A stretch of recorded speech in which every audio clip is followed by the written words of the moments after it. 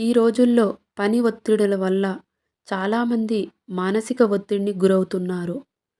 అందుకనే వ్యక్తి తన మానసిక ఒత్తిడిని తనే తగ్గించుకోవాలి. అది ఎలా అనేది ఈరోజు మనం చూద్దాం.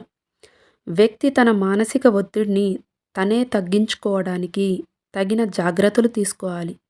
వృత్తిలో అంటే పనిలో మీరు ఏ జాబ్ చేసినా తోటి వ్యక్తులతో గొడవలు పడకుండా అందరితో ఫ్రెండ్లీగా ఉండడం మానసికంగా ప్రశాంతతగా ఉండటానికి ఎంతో సహాయపడుతుంది.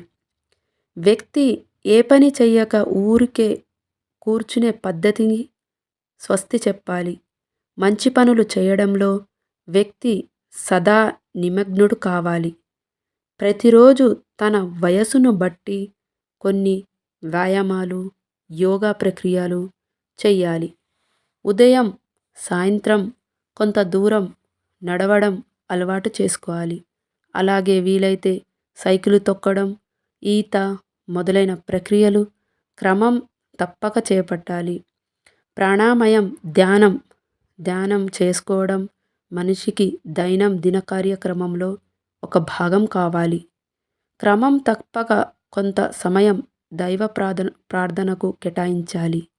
దైవ ప్రార్థన ప్రతినిత్యం చేయడంలో మానసిక ఒత్తిడులు తగ్గి మనసును ప్రశాంతతను చేకూర్చగలదు అనడంలో సందేహమే లేదు.